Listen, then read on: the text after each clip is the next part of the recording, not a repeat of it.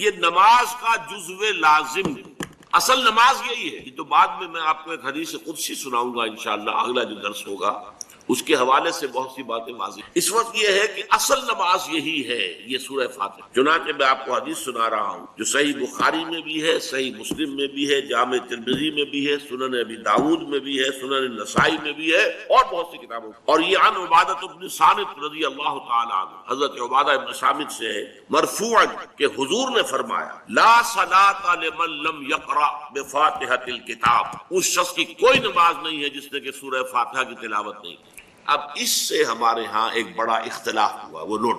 ایک رائے یہ ہے آپ اگر علیحدہ نماز پڑھ رہے ہیں تو ظاہر بات ہے کہ آپ کو ہر رکعت میں خود پڑھنی ہی پڑھنی ہے سورہ فاتحہ. جب باجماعت پڑھ رہے ہیں اب کیا شک، امام پڑھ رہا ہے سورہ فاتحہ تو کیا مقتدی کو بھی پڑھنی چاہیے؟ اس حدیث میں جو الفاظ کی شدت ہے اس کی بنا پر رجحان یہ ہوتا ہے کہ یقیناً اس صورت میں ہر شخص کو لا صلاۃ لمن لم یقرأ بفاتحۃ الکتاب، جس نے کہ فاتحہ کی تلاوت نہیں کی، قرات نہیں کی، اس کی کوئی نماز ہی نہیں. تو یہ موقف ہے امام شافعی کا، یہی مسلک ہے ہمارے اہل حدیث بھائیوں کا کہ آپ چاہے اکیلے نماز پڑھ رہے ہو، چاہے امام پیچھے پڑھ رہے ہو، اور چاہے امام جو ہے وہ جہری رکعت پڑھا رہا ہے اور چاہے سری رکعت پڑھا رہا. خاموشی والی رکعت سورہ، آپ کو معلوم ہے کہ نماز جو ظہر اور عصر کی ہے تو چاروں رکعتیں جو ہے وہ سری ہیں. مغرب کے اندر آ کر دو جہری ہیں ایک سری ہے، عشاء میں آ کر دو جہری ہیں دو سری ہیں، سورہ اور نماز فجر کے اندر دونوں جو ہیں وہ جہری ہیں. تو چاہے جہری ہو چاہے سری ہو، آپ کو بھی لازماً جو مقتدی ہے اسے بھی سورہ فاتحہ پڑھنی ہوگی.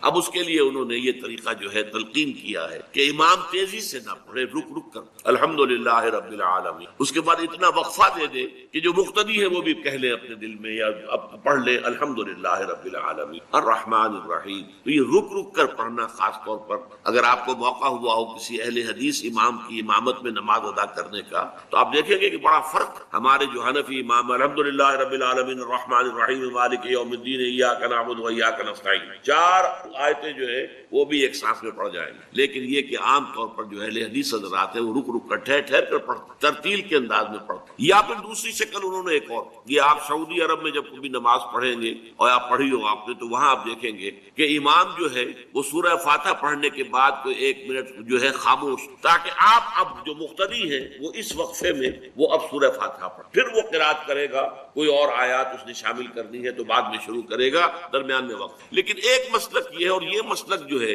یہ در حقیقت قرآن مجید کی ایک آیت کے اوپر سورہ اعراف کے آخر میں فرمایا گیا وَإِذَا قُرِئَ الْقُرْآنُ فَاسْتَمِعُوا لَهُ وَأَنصِتُوا، جب قرآن پڑھا جا رہا ہو تو توجہ سے اسے سنو، خود خاموش رہو. اب یہ قرآن مجید کی آیت ہے. اس کے بنا پر ایک رائے یہ ہے کہ آپ امام کے پیچھے سورہ فاتحہ نہیں پڑھیں، پڑھا جا رہا ہے سنو، خود خاموش رہو. اور اس کے لیے وہ دلیل دیتے ہیں کہ یہ شکل ایک وفد کی سی، جیسے کسی بڑی شخصیت کے پاس اگر آپ کا کوئی وفد جاتا ہے، 8-10 افراد ہیں، ان میں اسپوکس مین ایک ہوتا ہے، وہ بات کرتا ہے، باقی سب لوگ موجود رہتے ہیں سنتے ہیں. اسی طریقے سے امام جو ہے وہ گویا کہ آپ کا نمائندہ ہے اور وہ پڑھ رہا ہے الحمدللہ رب العالمین الرحمن الرحیم مالک یوم الدین. تو امام کی قرات ہی آپ کی بھی قرات، گویا کہ اس آیت سے اس حدیث سے اختلاف نہیں ہے، اس کی تعبیر سے اختلاف ہے کہ امام کا قرات کر لینا در حقیقت مقتدیوں کی طرف سے بھی قرات. اس میں جو حنفی مسلک ہے وہ بہت سخت، اور وہ یہ ہے کہ چاہے سری نماز ہو اور چاہے جہری ہو، ہر کسی بھی حالت میں مقتدی جو ہے وہ سورہ فاتحہ نہیں پڑھے. اب اس میں ذرا سا سوال پیدا ہوتا ہے کہ جہری رکعت میں تو اس آیت کا اطلاق ہو جائے گا کہ وَإِذَا قُرِئَ الْقُرْآنُ فَاسْتَمِعُوا لَهُ وَأَنصِتُوا، سری میں تو اس آیت کا اطلاق نہیں ہوتا. بہرحال یہ مسلک ہے امام شافعی کا، ایک انتہا پر ہے، ہر صورت میں سری ہو یا جہری ہو آپ کو پڑھنی ہی پڑھنی ہے. اور امام ابو حنیفہ دوسری انتہا پر ہے کہ چاہے سری ہو چاہے جہری ہو کسی شکل میں. امام مالک کا مسلک ہے درمیان، اور میں اس میں کوئی جھجک محسوس نہیں کرتا کہ میں آپ کے سامنے عرض کر دوں کہ میں اس پر عمل پیرا ہوں. وہ کیا ہے؟ جہری نماز میں خاموش رہو اور سنو. اس آیت کا اطلاق ہو جائے گا جب بلند آواز سے پڑھ رہا ہے امام تو پوری توجہ فاستمعوا له، اپنی پوری توجہ کو اس کے سننے کے اوپر مرکوز کر دو اور خود خاموش. سری رکعت میں البتہ جبکہ وہ بھی خاموشی سے پڑھ رہا ہے آپ بھی. بہرحال ان چیزوں میں میں نے یہ سب کچھ بیان کیا ہے تو اس سے جو میرا مقصود ہے وہ یہ ہے کہ معلوم ہو جائے کہ اس میں کوئی بڑی بنیادی بات نہ یہ کہ جو حنفی ہیں وہ اس حدیث کا انکار کرتے ہوں کہ لا صلاۃ لمن لم یقرأ بفاتحۃ الکتاب، کیسے وہ انکار کریں گے؟ اور نہ ہی کوئی جو حنبلی ہے یا اہل حدیث ہے وہ قرآن کی اس آیت کا اختلاف سے جو ہے وہ اختلاف کر سکتا ہے کہ اذا قرئ القرآن فاستمعوا له وانصتوا، لیکن یہ کہ اس کے پھر اس سے جو احکام کا استنباط ہے اس میں اختلاف ہو جاتا ہے، تو اس کو نہیں سمجھنا چاہیے کہ یہ کوئی بہت بڑی اہمیت والی بات ہے۔ اس سے پہلے میں عرض کر چکا ہوں کہ اب میری عمر بھی کافی ہو چکی ہے، قمری حساب سے 68 برس مکمل ہو چکے ہیں، اور مختلف قسم کے عوارض بھی مجھے لاحق ہیں، اور بہت سے احباب نے اور رفقا نے مشورہ دیا تھا کہ میں اتنا بڑا بوجھ اپنے ذمے نہ لوں، لیکن میں نے خالصتاً توکلاً علی اللہ اس کی ہمت کی، اس کا ارادہ کیا، اس کے لیے اہتمام بھی خصوصاً ہوا ہے۔ مجھے اندازہ ہے کہ اب میرے خیالات کی جو رو ہے وہ اب اتنی تیز نہیں ہے جتنی کبھی ہوا کرتی تھی، کراس ریفرنسز بھی جو ہیں قرآن حکیم کے وہ اتنے مستحضر نہیں ہیں جتنے کبھی ہوتے تھے، بلکہ واقعہ یہ ہے کہ میری زبان بھی بعض اوقات لڑکھڑاتی ہے، اس لیے کہ مجھے جو ادویات استعمال کرنی پڑتی ہیں ان کا اعصاب پر بھی اثر ہوتا ہے، اور جو ہمارے اعضائے رئیسہ ہیں ان پر بھی اثر ہوتا ہے۔ بہرحال ان سب کے الرغم اللہ کا نام لے کر آغاز کر رہے ہیں۔ میری انتہائی نگارش یہی ہے، تیرے نام سے ابتدا کر رہا ہوں۔ ابھی میں نے سورہ فاتحہ کی تلاوت کی اور آپ نے سماعت فرمائی۔ یہ سورہ مبارکہ مصحف کے اعتبار سے تو پہلی سورت ہے ہی، سب کو معلوم ہے، لیکن یہ بھی نوٹ کر لیجئے کہ یہ نزول کے اعتبار سے بھی سب سے پہلی مکمل سورت جو حضور پر نازل ہوئی وہ یہی ہے۔ اس سے قبل متفرق آیات نازل ہوئی، 5 آیتیں سورہ علق کے آغاز میں، کچھ آیتیں سورہ قلم یا سورہ نون کے آغاز میں، کچھ آیتیں سورہ مزمل کی ابتدا کی، کچھ آیتیں سورہ مدثر کے آغاز کی۔ 5ویں وحی تقریباً اس پر اجماع ہے کہ یہ سورۃ الفاتحہ کی ہے، اور یہ مکمل سورت ہے جو حضور پر نازل ہوئی۔ سورۃ الفاتحہ کے معنی ہوئے افتتاحی سورت، فتح یفتح کے معنی ہے کھولنا، مفتاح کنجی کو کہتے ہیں، چابی۔ تو یہ اوپننگ سورہ آف دی قرآن، قرآن حکیم کی افتتاحی سورت۔ ویسے جیسا کہ میں تعارف قرآن کے ضمن میں عرض کر چکا ہوں، عربوں کا یہ مزاج تھا کہ جس چیز سے انہیں خصوصی محبت ہوتی تھی اس کے بہت سے نام رکھتے، اس کے بھی بہت سے نام۔ سورۃ الفاتحہ سب سے عام ہے، لیکن الکافیہ، الشافیہ، ام القرآن، اساس القرآن، کم سے کم یہ 4 نام تو میں سمجھتا ہوں کہ ہر مسلمان کو مزید معلوم ہونے چاہیے، اور بھی بہت سے۔ اس سورہ مبارکہ کی بالاتفاق بالاجماع 7 آیتیں، اگرچہ ان کی ترتیب میں کچھ اختلاف ہے۔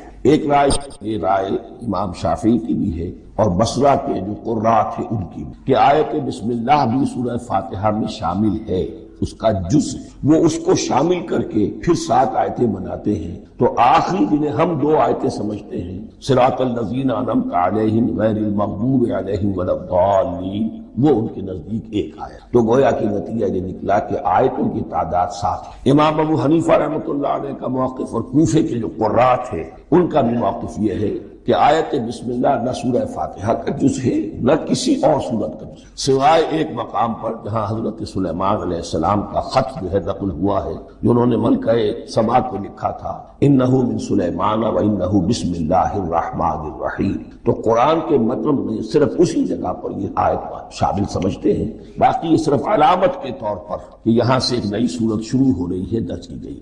اس سورہ مبارکہ کو الصلاح قرار دیا گیا ایک حدیث میں، اس کا جو اسلوب ہے وہ دعا کا ہے، اور دعا کے ساتھ اس کی جو مناسبت ہے، اور پھر اسی کی وجہ سے ہماری نماز کا یہ جزو لا ینفک بنا، بلکہ ایک حدیث تو میں آپ کو سناؤں گا، اس میں اسی کو نماز قرار دیا گیا، الصلاح یہی ہے۔ ویسے وہ حدیث مبارک موجود ہے، من لم یقرأ بفاتحۃ الکتاب لا صلاۃ لمن لم یقرأ بفاتحۃ الکتاب، جو شخص سورہ فاتحہ کی تلاوت نہیں کرتا اس کی کوئی نماز نہیں۔ اس کے حوالے سے بھی ہمارے ہاں 2 مسلک ہے، ذکر صرف اس لیے کر رہا ہوں کہ آپ کے علم میں ہو، ان میں کوئی بنیادی فرق نہیں ہے، کسی بھی ایک رائے کا انسان قائل اور حامل ہو سکتا ہے بغیر اس کے کہ دوسرے کو بالکل غلط قرار دے، بلکہ یہ کہ اس کے لیے بھی گنجائش اپنے ذہن میں اور اپنے دل میں رکھے۔ تو ایک رائے یہ ہے کہ یہ کیا عرض کر کے بھول گیا ہوں،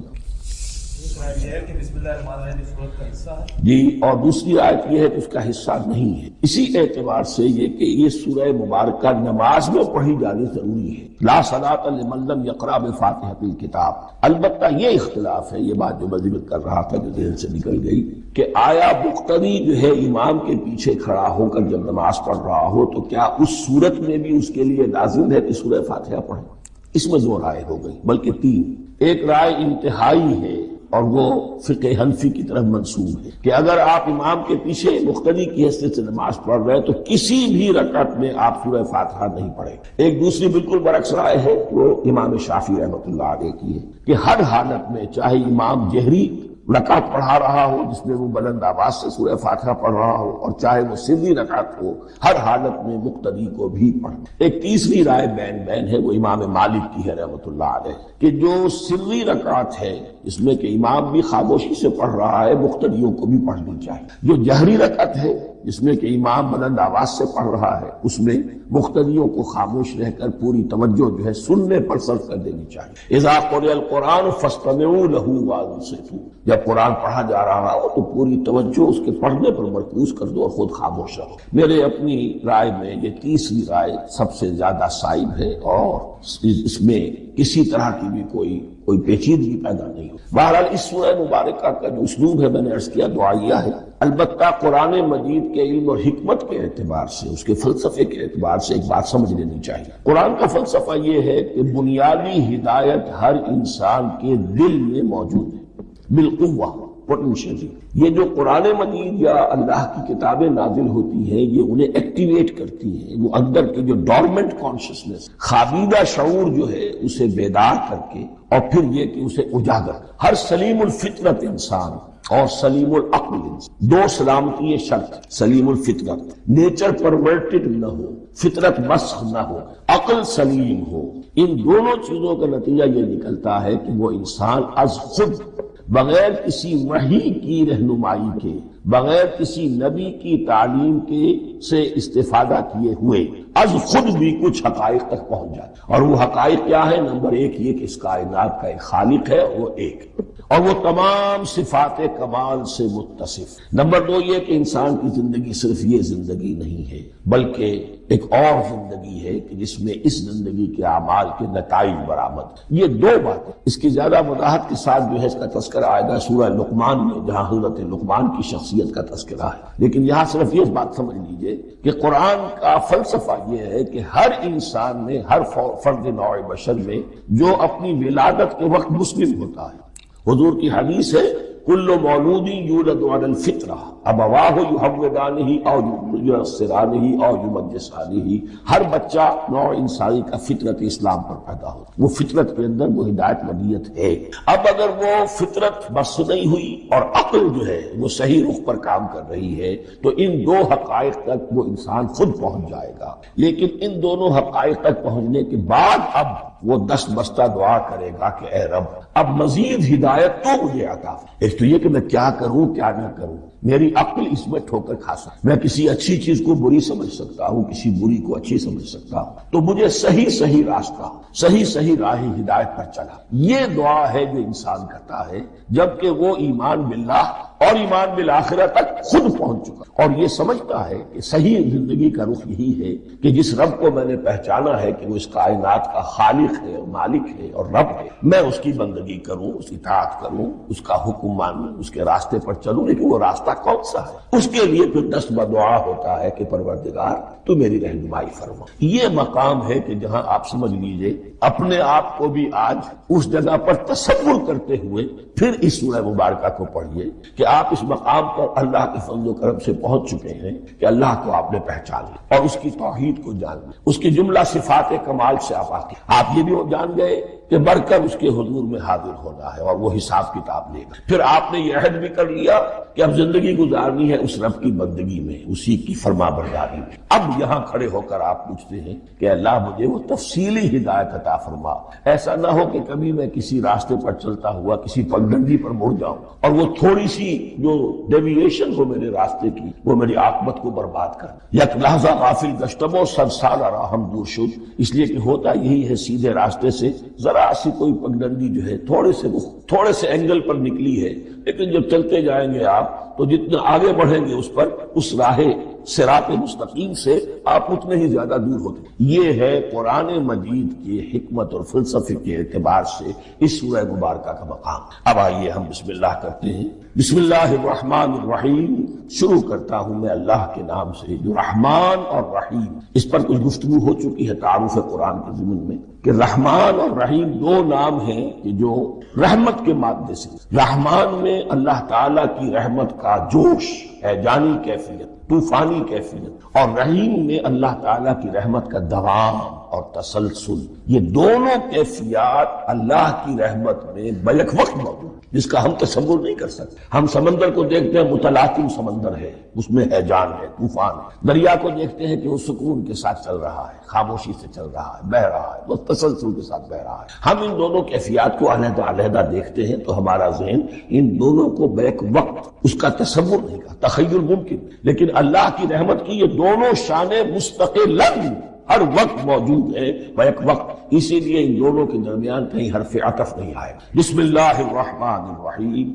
الحمدللہ رب العالمین۔ کل حمد، اور حمد کو ذہن میں رکھ لیجئے، حمد مساوی ہے تعریف جمع شکر۔ عام طور پر ترجموں میں ایک لفظ لایا جاتا ہے، کل تعریف اللہ کے لیے، یہ کافی نہیں ہے۔ تعریف آپ کسی شے کی کر سکتے ہیں جس میں کوئی حسن ہے، خوبی ہے، کسی بھی اعتبار سے، خواہ آپ کو اس کے حسن و خوبی سے کوئی فائدہ حاصل نہیں ہو رہا۔ ایک پھول ہے، بہت خوبصورت ہے، بس ٹھیک ہے، خوبصورت ہے، آپ نے کہا تعریف کر دی۔ شکر کرتے ہیں آپ اس شے کا جس سے آپ کو کوئی فائدہ پہنچا ہو، استفادہ ہوا ہو، آپ کی کوئی ضرورت پوری ہوئی ہو، آپ کی کوئی مشکل دفع ہوئی۔ اور آپ دیکھیں گے کہ حمد میں یہ شکر کا پہلو غالب ہے۔ جتنی بھی دعائیں ہیں حضور سے منقول، شکر کے مقام پر وہاں حمد آتا ہے۔ بھوک لگی ہوئی تھی، کھانا کھایا، الحمدللہ الذی اطعمنی وسقانی۔ اب یہاں دیکھیے ترجمہ تعریف نہیں، شکر ہے اس اللہ کا جس نے مجھے کھلایا اور پلایا۔ آپ بیت الخلاء سے باہر آئے، نجاستیں آپ سے دور ہو گئی، طبیعت میں انشراح ہوا، الحمدللہ الذی اذھب عنی الاذی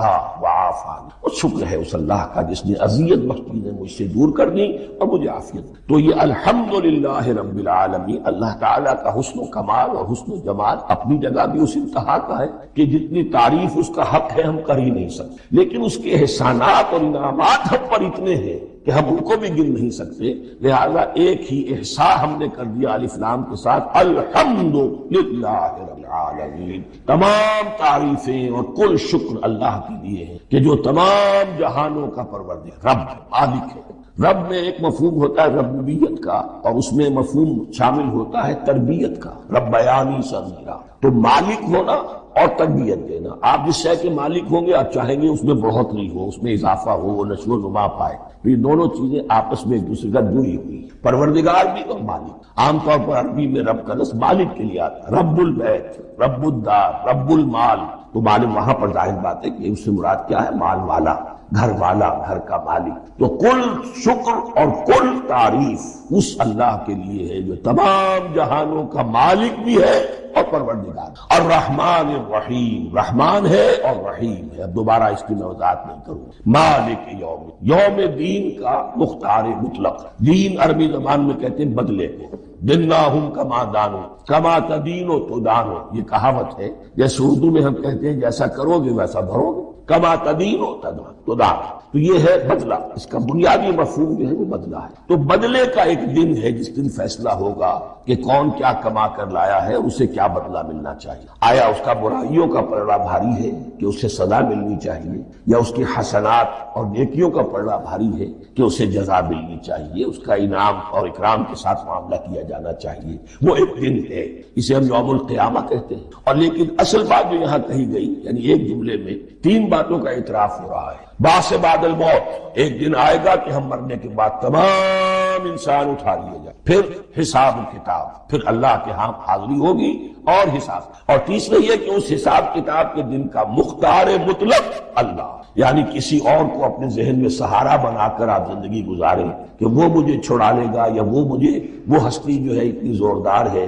کہ وہ مجھے بچا لے گی۔ اس سے اپنے دل کو، اپنے ذہن کو بالکل پاک کر لیجئے۔ مالک یوم الدین، ایک دوسری جگہ پر قرآن میں آیا ہے، اس روز کوئی پکارنے والا پکارے گا، لمن الملک اليوم للہ الواحد القہار۔ آج آج کے دن کس کا اختیار مطلق ہے؟ اور پھر کہا جائے گا اللہ کے لیے الواحد قہار جو پوری طرح چھایا بستولی، تو مالک یوم الدین جو جزا و سزا کے دن کا مالک۔ اب یہاں سے کلام ایک رخ بدل رہا ہے۔ ابھی تک تو یہ غائبانہ انداز میں کلام ہو رہا ہے، اللہ سے خطاب نہیں آیا اس میں ابھی۔ الحمدللہ رب العالمین الرحمن الرحیم مالک یوم الدین۔ اب خطاب ایاک نعبد و ایاک نستعین، ہم صرف تیری ہی بندگی کرتے ہیں اور کریں گے، اور ہم صرف تجھ ہی سے مدد مانگتے ہیں اور مانگیں گے۔ یہ ترجمہ میں کیوں کر رہا ہوں کہ یہ فعل مضارع ہے، عربی زبان میں فعل مضارع حال اور مستقبل دونوں کو کور کرتا ہے۔ ایاک کا جو ہے مفعول فاعلی جو ہے، مفعول جو ہے اس میں ضمیر مفعولی اسے پہلے لا کر حشر کا مضمون پیدا ہو گیا۔ ہم تیری بندگی کرتے ہیں نہیں، ہم تیری ہی بندگی کرتے ہیں اور کریں گے۔ حال میں ترجمہ کیجئے تو یہ اظہار حال ہے، اور مستقبل میں ترجمہ کیجئے تو یہ ایک عہد ہے، قول و قرار ہے، بہت بڑا معاہدہ ہے۔ وَإِيَّاكَ نَسْتَعِينُ، اور صرف تجھ ہی سے مدد مانگتے ہیں اور مانگیں گے۔ اس میں بھی حال کا ترجمہ اظہار حال، اللہ کرے کہ واقعی ہمارا حال وہی ہو، جب ہم یہ الفاظ کہتے ہیں تو واقعتاً ہم اس پر پورے اتر رہے ہوں کہ اسی کی بندگی کر رہے ہوں اور اسی سے ساری استعانت اور استمداد کر رہے ہیں۔ جہاں تک مستقبل کا تعلق ہے وہ پھر ایک عہد ہے، اہدنا الصراط المستقیم۔ یہ مقام وہ آ گیا کہ یہاں تک تو اے پروردگار ہم پہنچ گئے، تیرے فضل سے، تیرے کرم سے۔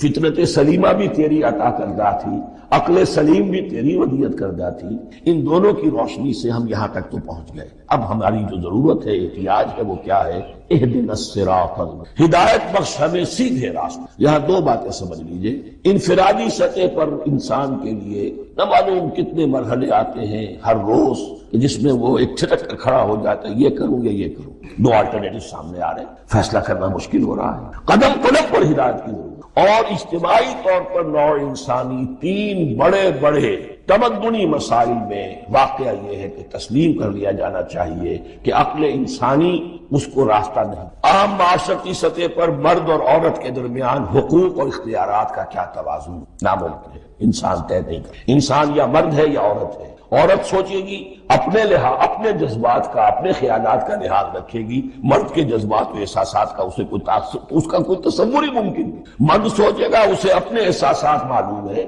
لیکن یہ کہ عورت کے احساسات سے وہ نابلد ہے، ان کو محسوس کر ہی نہیں، لا محالہ وہ اپنے بارے میں وہ جو بھی نظام بنائے گا اس میں وہ اپنی بالادستی رکھے۔ وہ تو ایک ہی ہستی ہو سکتی ہے کہ جو دونوں کی خالق، مرد کی بھی عورت، اور اس کو دونوں سے محبت ہے، دونوں کا خیر خواہ ہے، دونوں کا رب ہے، دونوں کو پروان چڑھانا چاہتا ہے۔ اسی طرح فرد اور معاشرہ یا ریاست، حکومت اور ریاست ہمیشہ یہ چاہتی ہے کہ سارے اختیارات ہمارے ہاتھ میں آ جائیں، ٹوٹلیٹیرین سوسائٹی ہو، بس ہم حکم دیں اور لوگ اس پر چلیں۔ افراد یہ چاہتے نہیں، ہمیں آزادی ہونی چاہیے۔ اب آپ دیکھیے کہ دنیا میں کتنے جھگڑے چلتے ہیں اسی پر، فریڈم فریڈم فریڈم۔ وہ فریڈم واقعتاً اپنی جگہ پر ایک شے ہے، افراد کی آزادی ہونی چاہیے، لیکن افراد کی آزادی اتنی نہ ہو جائے کہ وہ مادر پدر آزاد ہو جائے، کوئی قانون، کوئی قاعدہ، کوئی اخلاقی، کوئی حدود اور قیود جو ہے ان کا پابند نہ رہے۔ تو اب کہاں ہے وہ نقطہ اعتدال کہ جس میں انسان کی انفرادی آزادی، انفرادی اختیار اور ادھر اجتماعی مصلحتیں جو ہیں ان کو بیلنس کیا جا سکے؟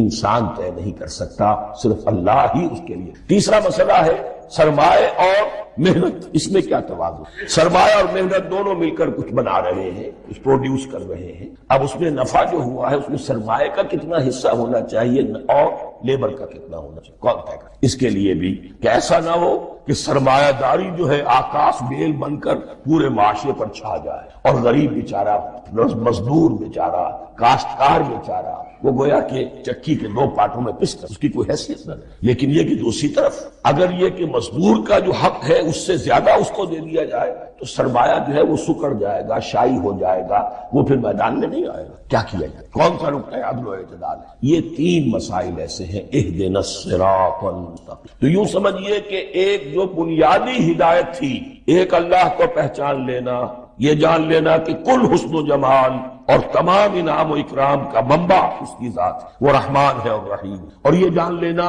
کہ مرنے کے بعد جی اٹھنا ہے، حساب کتاب ہے، فیصلہ ہوگا جزا و سزا کا، اور مختار مطلق اس دن کا اللہ۔ پھر یہ عہد کر لینا ایاک نعبد و ایاک نستعین۔ اس کے بعد دعا، پروردگار ہمیں ہدایت پر قائم رکھ، ہماری ہدایت میں اضافہ فرما۔ اس ہدایت کے لفظ کو سمجھ لیجئے، بنیادی ہدایت، تفصیلی ہدایت، قدم قدم پر ہدایت، ہدایت پر ہدایت، والذین اہتدوا زادہم ھدی۔ جو لوگ ہدایت کے راستے پر آتے ہیں اللہ ان کی ہدایت میں اضافہ کرتے ہیں۔ تو یہ قدم قدم پر ہمیں ہدایت کی ضرورت ہے اور مرحلہ وار ضرورت ہے۔ ہدایت اس کو بھی کہتے ہیں کہ کسی نے آپ سے کوئی پتہ پوچھا، آپ نے کہا ادھر جانا، پھر دوسری گلی میں مڑنا، پھر جانا دو تین لائٹیں چلے جانا، پھر مڑنا، وغیرہ وغیرہ، یہ بھی ہدایت ہے۔ نظری طور پر آپ نے بتایا ایک ہدایت یہ ہوئی کہ بھائی میں چلتا ہوں آپ کے ساتھ، میں آپ کو وہاں تک پہنچا دوں گا تاکہ آپ کو دقت نہ ہو، آپ نے منزل تک پہنچے۔ ان دونوں کے درمیان، یہ تو میں نے ایک فرد کی مثال دی، اللہ اور بندے کے درمیان نہ معلوم کتنے مراحل ہیں ہدایت۔ تو کسی وقت بھی انسان اپنے آپ کو ہدایت خداوندی سے مستغنا نہیں سمجھ،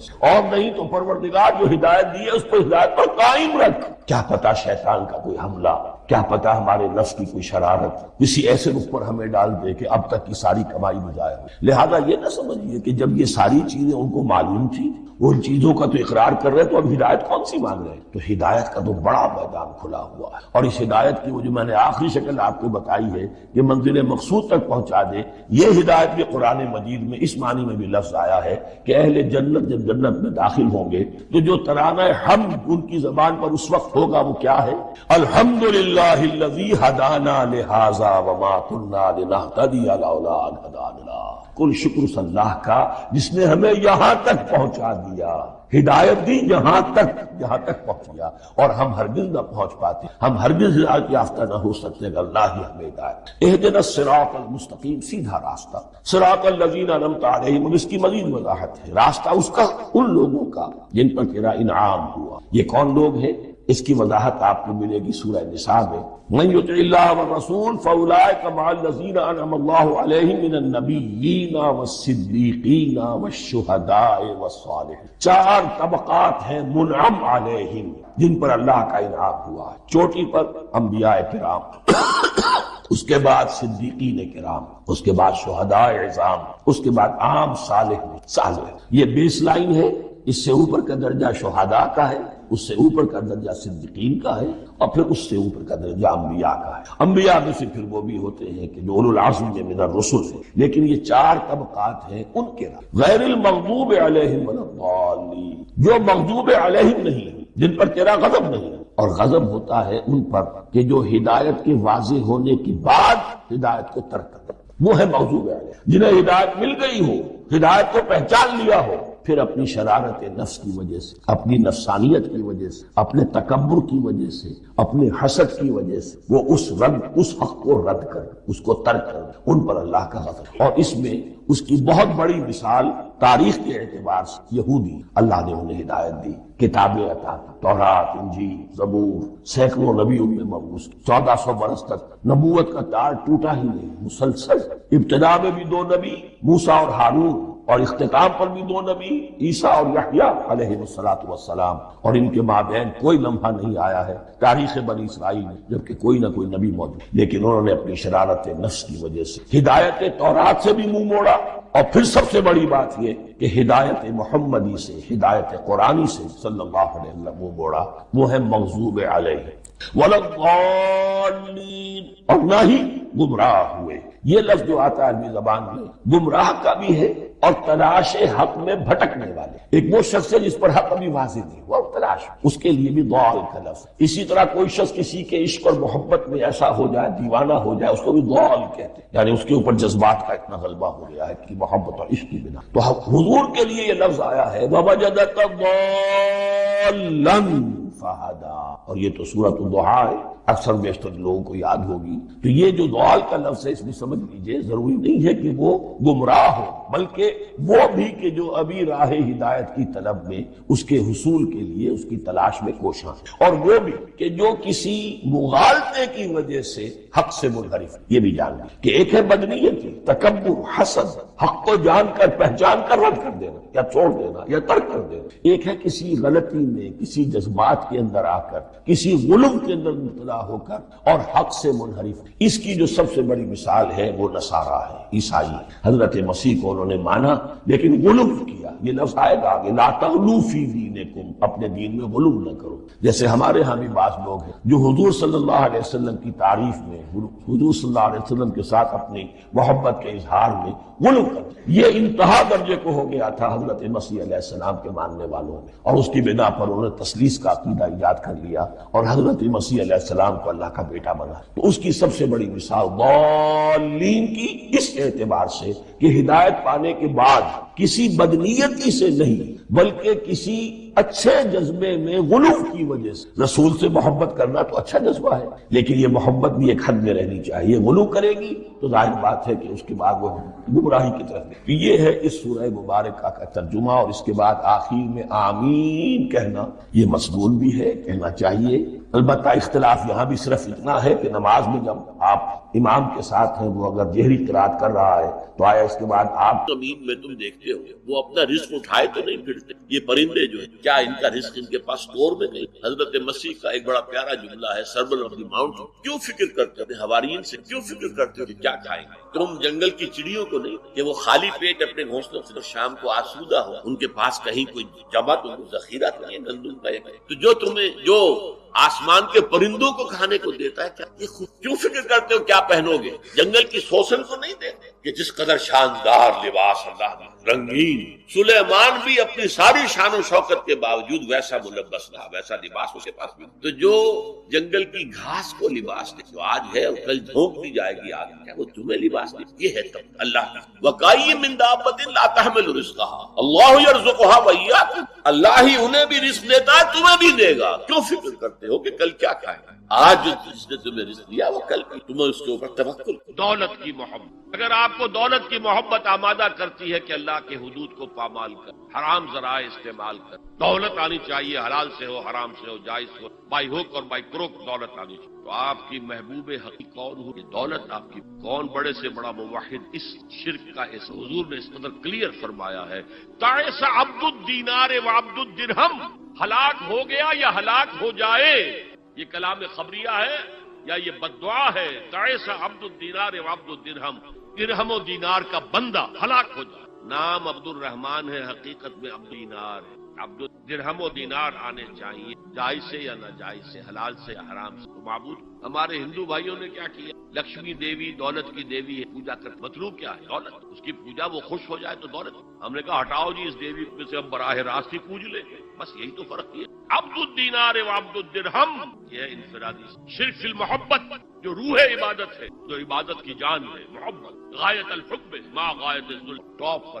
آج کی دنیا اجتماعیت کے میدان میں، اگرچہ اب زمان بدل رہا، تقریباً 1 صدی نیشن سٹیٹس، وطن کی بنیاد پر قومیت، وطن محبوب ترین شے، جو شے میرے وطن کے لیے صحیح ہے وہ میں کروں گا، چاہے وہ غلط ہو، حرام ہو، اللہ کے قانون کے خلاف ہو، لیکن میرے وطن زندہ باد. یہ وطن پرست، اس وطن پرستی کے مذہب کی نماز بھی ترانہ ہو رہا ہے تو کھڑے ہو جاؤ. خود کھڑے ہو جانا عبادت کا، اس کا جھنڈا سلامی. یہ وطن کے معبود کے بیچ مذہب وطنیت اقبال نے کہا تھا. اس کو سمجھا دیں کہ اس دور میں میں اور ہے، جام اور ہے، جم اور، ساقی نے بنا کی روش لطف ستم اور، تہذیب کے آزر نے ترشوائے صنم اور. آج کا صنم، آج کا بت کون ہے؟ تہذیب کے آزر نے ترشوائے صنم اور، مسلم نے بھی تعمیر کیا اپنا حرم اور. ان تازہ خداؤں میں بڑا سب سے وطن ہے، جو پیرہن اس کا ہے وہ مذہب کا کفن. خدا پرستی، یہ وطن کی لکیر سے تم اور ہو گئے، میں اور ہو گیا. لکیر انسانیت منقسم. جو تمہارے وطن کے لیے ٹھیک ہے وہ تم کرو گے چاہے وہ اخلاقاً غلط، اور جو میرے وطن کے لیے ٹھیک ہے وہ میں کروں گا چاہے اخلاقاً غلط. یہ کون سا دین؟ ہاں تو وطن تمہارا معبود. پاکستان میں بڑا شوق تھا جب میں نے کہا تھا کہ جھنڈے کو سلامی دینا شرک ہے اور ترانے کے وقت کھڑا ہو جانا شرک ہے. اور میں کبھی بھی تقریبات میں جاتا ہوں، اقبال ڈے ہو رہا ہے، کچھ اور ہو رہا ہے، میں ان تقریبات کا مقرر ہوں، لیکن جب بہت زور دیتے چلا جاتا ہوں. لیکن وہاں ترانہ پڑھا جاتا میں بیٹھا رہا، میں کھڑا اور اس پر چیبے گوئیاں ہوں کہ میرے یہ وطن کی نماز پڑھ رہے ہو، تمہارا یہ قنوت اور وطن کا ترانہ، اس میں حمد ہو رہی ہے. یہ کیا ہے؟ آج کے شرک فی المحبت. آگے چلیے، شرک فی الدعاء، کسی کو مت پکارو کسی مدد کے لیے سوائے اللہ. وَأَنَّ الْمَسَاجِدَ لِلَّهِ، ولا تدعوا مع اللہ احدا، اللہ کے ساتھ، یعنی ایک تو یہ کہ اللہ کو چھوڑ کر کسی کو پکارنا، ایک ہے اللہ کے ساتھ اللہ کو بھی پکارنا، اوروں کو بھی پکارنا، بدترین شے دعا اللہ، ندا اللہ۔ اس کا بھی ذرا میں تجزیہ کروں۔ دیکھیے، ایک ہے عام مادی قوانین دنیا کے جو ہے اس کے تحت چاہنا، بھائی ذرا مجھے پانی پلا دینا، یہ بھی عادت چاہیے۔ حضور کے بارے میں تو آیا ہے کہ آپ ایک خوددار تھے، کہ اگر سواری پر ہوتے تھے اور آپ کا کوڑا نیچا تھا تو اسے یہ نہیں کہتے تھے کہ یہ کوڑا مجھے اٹھا کے دے، بلکہ خود۔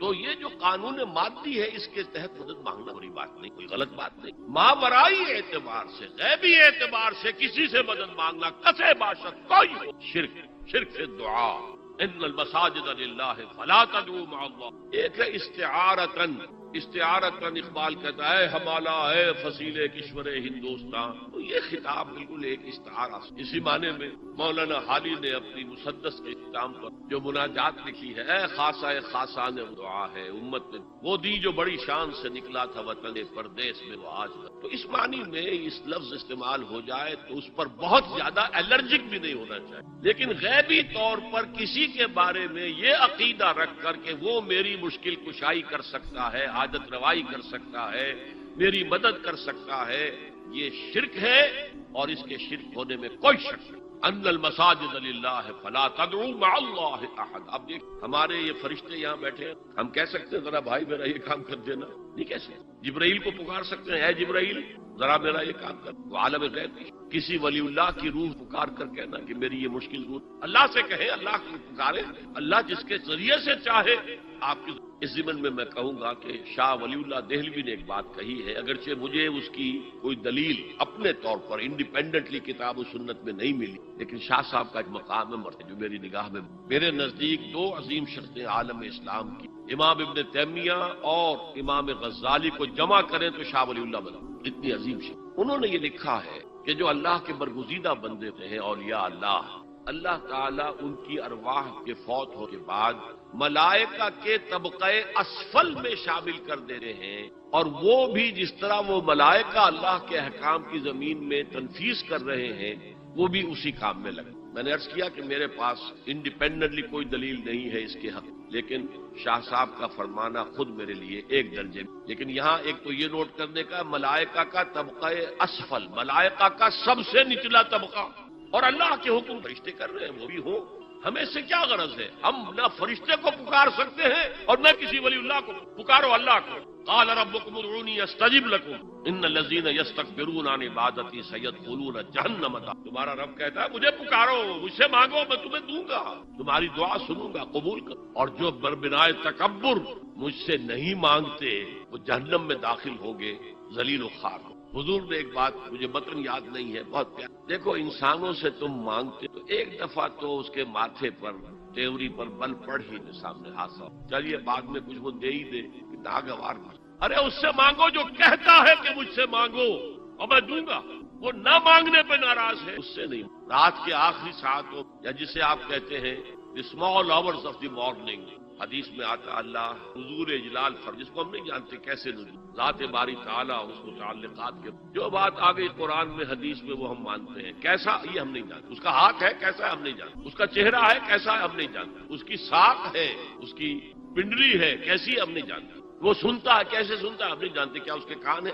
کیا اسے بھی ساؤنڈ ویوز کی ضرورت ہے سننے کے لیے، وہ دیکھتا ہے کیسے دیکھتا ہے ہم نہیں جانتے، وہ اترتا ہے کیسے اترتا ہے ہم نہیں جانتے، جو قرآن میں آ گیا حدیث۔ باقی یہ متشابہات میں سے ہے، اس کی کھود کرید میں پڑو گے تو فتنے میں مبتلا ہو، ابتغاء الفتنۃ وابتغاء الثواب۔ لہذا حدیث میں آتا ہے کہ رات کے آخری اللہ سمائے دنیا تک، اور پھر ندا لگتی ہے حل من سائل فاعطیہ، ہے کوئی سوال کرنے والا مانگنے والا کہ حل من مستغفر فاغفر لہ، ہے کوئی گناہوں کی معافی چاہنے والا کہ میں اسے معاف کروں۔ ہم انٹا غفور، ہم تو مائل بکرم ہے، کوئی سائل ہے، راہ دکھلائیں کسے، رہنمے کسے، اللہ کے راستے پر چلنے کا فیصلہ کرو، اللہ کی راہ میں جہاد کا فیصلہ کرو، پھر اللہ راستہ کھولے گا۔ والذین جاہدوا فینا لنہدینہم سبلنا، وہ لوگ کہ جو ہمارے راستے میں جہاد کریں، محنت کریں، مشقتیں کریں، ہم لازماً ان پر اپنے راستے کھولتے ہیں۔ تو دعا شرک فی الدعا، مانگو صرف اللہ،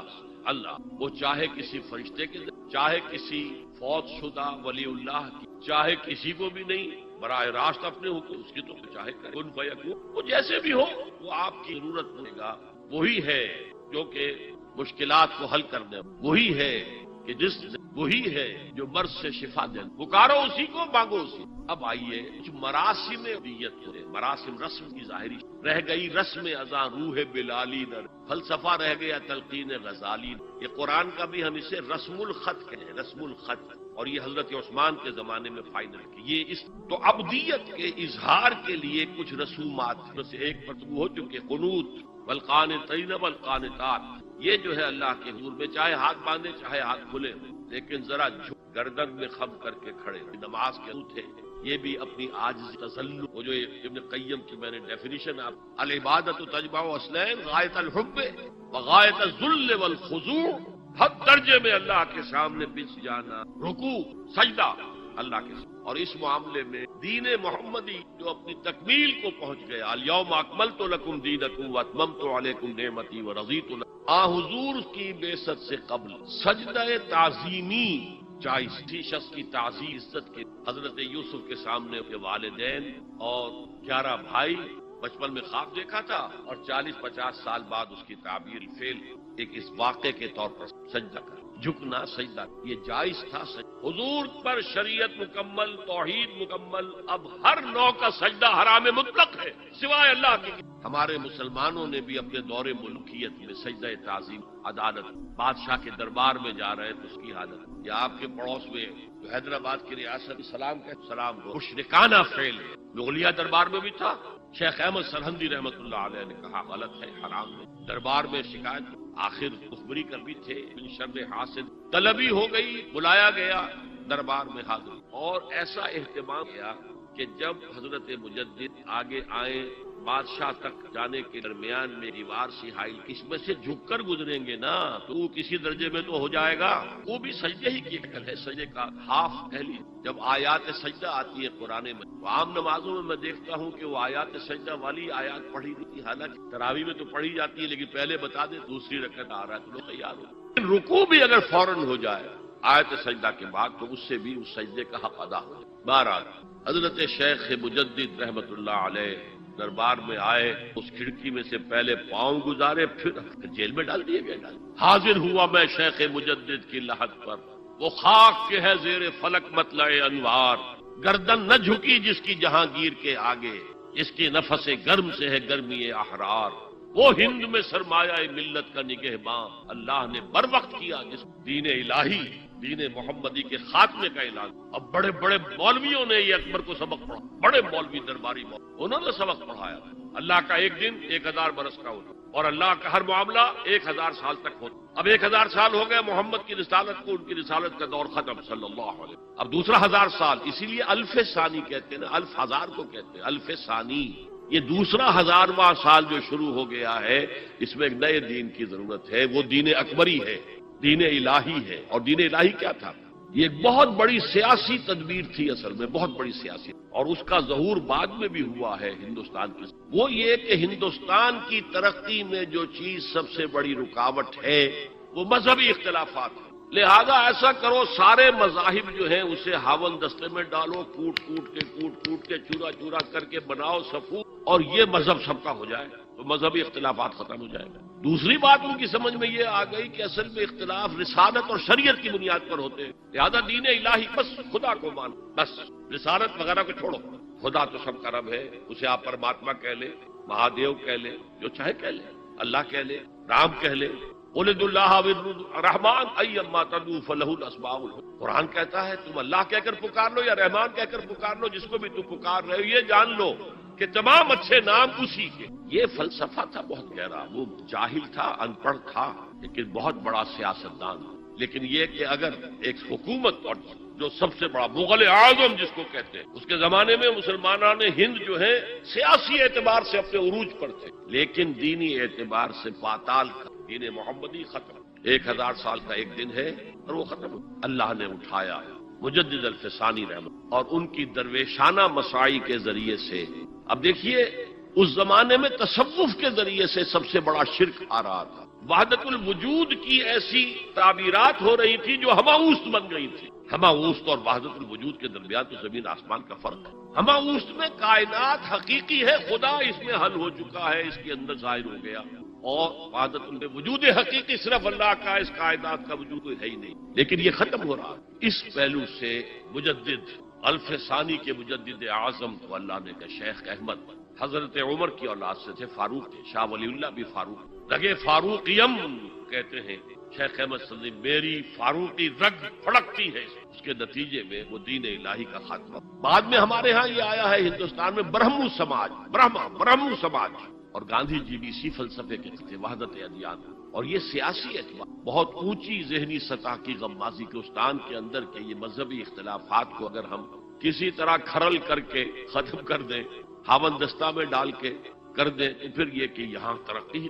بہرحال سجدہ گردن نہ جھکی جس کی جہانگیر کے آگے، جس کے نفس گرم سے ہے گرمی احرار، وہ ہند میں سرمایہ ملت کا نگہباں اللہ نے بر وقت کیا. جس تو ہم نے شرک فی العبادت میں پہلے بات کی، شرک فی الاطاعت، انفرادی سطح پر نفس معبود، اجتماعی سطح پر عوام کی حاکمیت، بدترین شرک، عظیم ترین شرک. اتنے بڑے پیمانے کا شرک کبھی نہیں ہوا دنیا. اس کے بعد شرک فی المحبت، مال کی محبت، قیس عبد الدینار وعبد وطن کی محبت یا کسی اور شے، اگر وہ اللہ کی محبت کے برابر بھی آ جائے، بڑھ جائے تو اور بھی بڑی بات کہنی پڑے گی. لیکن ہمارے پاس شرک سے اوپر کی اصطلاح کوئی. پھر شرک فی الدعاء، اللہ کے سوا کسی اور سے حاجت روائی کے، کشائی کے پکار کر. پھر شرک فی المراسم الدیہ، قنوت ہے، رکوع ہے، یہ ذل والخضوع کی کسی کے سامنے جھک جانے کی ایک علامت ہے، سمبل. اب آخری ہے اس میں اخلاص. اخلاص کی ضد کیا ہے؟ ریاکاری. کوئی عبادت اگر دکھاوے کے لیے کی جائے وہ شرک ہے. یہ شرک خفی. مال کی محبت کا شرک بھی شرک خفی، نفس کی اطاعت کا شرک بھی شرک خفی، اور یہ سب سے خفی شرک ہے. حضور نے فرمایا صلی اللہ علیہ وسلم، من صلی یرائی فقد اشرکا ومن صام یرائی فقد اشرکا ومن تصدق یرائی فقد اشرکا. جس نے دکھانے کے لیے نماز پڑھی اس نے شرک کیا، جس نے دکھاوے کے لیے روزہ رکھا اس نے، جس نے دکھاوے کے لیے خیرات کی، صدقات دیے، قد اشرکا. قد اشرکا یہ عربی کے مزاج سے واقفیت تو فعل ماضی پر قد جو ہے تو وہ پرفیکٹ ٹینس بن جاتا، کر چکا، وہ شرک میں ملوث ہو چکا. من صلی یرائی فقد اشرکا ومن صام یرائی فقد اشرکا ومن تصدق یرائی فقد. اور تجزیہ کر کے یہاں تک بتایا کہ اگر کوئی شخص نماز پڑھ رہا ہو اور جب وہ یہ دیکھے کہ کوئی اسے دیکھ رہا ہے تو اپنے سجدے کو طویل کر. فرض کیجئے 5 سیکنڈ کا سجدہ وہ کر رہا تھا، اب اس نے 7 سیکنڈ کی 2 سیکنڈ، اس ایک سجدے کے 2 مسجود، وہ 5 سیکنڈ کا سجدہ تو اللہ کے لیے، 2 اس کے لیے شرک. ایک اور بات فرمائی شرک خفی کو پہچاننا اور دیکھنا اتنا ہی مشکل ہے جتنا کہ سیاہ شب تاریک رات میں کسی سیاہ پتھر پر چلنے والی سیاہ چیونٹی کو دیکھنا مشکل. تشبیہ کا بلاغت اور فساد کی انتہا ہے. جیسے میں نے عرض کیا تھا کہ ایک جوڑے کی 2 جوتیوں کے مابین جو مشابہت ہے، امت مسلمہ اور سابقہ امت بنی اسرائیل کے اوپر جو حالات وارد ہوئے ان میں وہی مشابہت. تاریک شب ہے، سیاہ پتھر ہے، اس پر سیاہ چیونٹی رینگ رہی ہے. جتنا اس کو دیکھنا مشکل ہے اتنا ہی شرک خفی کو پہچان. کدھر کدھر سے آپ پر حملہ آور ہو جائے گا، کدھر کدھر سے آ کر آپ کی عبادت میں، آپ کی توحید میں نقب لگائے گا، اس کا آپ کو اندازہ بڑا مشکل، بہت زیادہ چوکس رہنے کی. اور اس کا علاج بتایا گیا ہے خاص طور پر عبادات کے ذمہ کہ کچھ نہ کچھ عبادت نفل بھی کی جائے، اور نفل عبادت اس طور سے کی جائے کہ کسی کو پتہ نہ. اب ہمارا حال یہ ہو گیا کہ ساری اگر کوئی عشاء کی 17 رکعتیں پڑھتا ہے سب کی سب مسجد میں، حالانکہ صحابہ کے دور میں مسجد ہی فرائض کی، باقی جا کر نماز گھر میں پڑھو گے وہ افضل ہے. اور نوافل تو خاص طور پر اگر کسی کو تہجد کی توفیق ہو گئی ہے تو کسی نہ کسی طرح ڈھنڈورا پیٹے گا. جی کیا کریں، رات کو جاگنا ہوتا ہے، طبیعت جو ہے بڑی بھاری نہیں ہو گیا، اپنا ڈھنڈورا پیٹ دی تو اس سے تو مرض اور 2 آتشا ہو جائے گا، ریاکاری اور بڑھ جائے گا. اسی طریقے سے صدقات نافلہ فرمایا ایسے دو کہ داہنا ہاتھ جو کچھ دے بائیں ہاتھ کو پتہ نہ چلے، کسی کو پتہ. اس سے وہ ریاکاری کی جڑیں کٹتی. ریاکاری کی جڑیں جو ہے دل کے، یہ علاج ہے ریاکاری کا. لیکن ریاکاری شرک. اب میں آخری بات پر، آپ نے سوچا ہو اس تجزیے کے تحت تو ہر گناہ جو ہے ادنا سے ادنا گناہ بھی شرک، فجر کی نماز کے وقت کر کے نہیں گئے اور چادر یا کمبل کو سیدھا کر کے لیٹ گئے، پھر کون سے گناہ ہیں جو اللہ معاف کرے؟ جو میں نے آیت آپ کو 2 دفعہ آئی ہے سورہ نساء میں سنائی، ان اللہ لا یغفر ان یشرک بہ ویغفر ما دون ذلک لمن یشاء، اللہ تعالیٰ اس کو تو ہرگز نہیں بخشے گا کہ اس کے ساتھ شرک کیا جائے، البتہ اس سے کم تر جس کو چاہے گا۔ تو جان لیجئے یہ جو باریک تجزیہ میں نے کر کے بتایا ہے یہ اپنی جگہ 100% درست، لیکن ان میں جو یہ چیزیں ہیں، کوئی کوتاہی ہو گئی، کوئی گناہ ہو گیا، کوئی شریعت کی مخالفت ہوئی، نفس کی کسی اس وقت کے دباؤ میں آ کر گناہ شمار ہو، اگر یہ آپ کی طبیعت ثانیہ نہ بن، اگر یہ آپ کی سیکنڈ نیچر بن گئے تو ایک گناہ بھی ساری تباہی لانے کے لیے، اگر آپ نے ڈیرے ڈال دیے، غلطی ہو گئی، معافی مانگ، توبہ کرو، استغفار کرو، نہیں کرو گے تو پھر ایک گناہ پر بھی دوام اگر ہو گیا اور اس گناہ نے ایک نے بھی تمہارا احاطہ کر لیا تو وہ جہنم میں خلود کی وعید کو، بلا من کسب سیئۃ وَأَحَاطَتْ بِهِ خَطِیئَتُهُ فَأُولَٰئِکَ أَصْحَابُ النَّارِ ہُمْ فِیہَا خَالِدُونَ، جو نہیں جس نے کوئی ایک بھی بڑا گناہ، چھوٹا نہیں، یہ چھوٹے چھوٹے گناہ جو ہوتے رہتے ہیں، گناہ کبیرہ، لمم جن کو کہا گیا ہے، اس کی اللہ تعالیٰ کے ہاں پکڑ نہیں ہے، بلکہ وضو کرتے ہیں تو ہاتھوں اس طرح کے وہ دھل جاتے ہیں، آنکھوں کے گناہ دھل، گناہ کبیرہ اگر ایک بھی کریا اور مستقل کیا اور اس پر ڈیرے ڈال دی اور وہ آپ کا احاطہ کر، آج کے دور میں سود کا نظام، سودی کا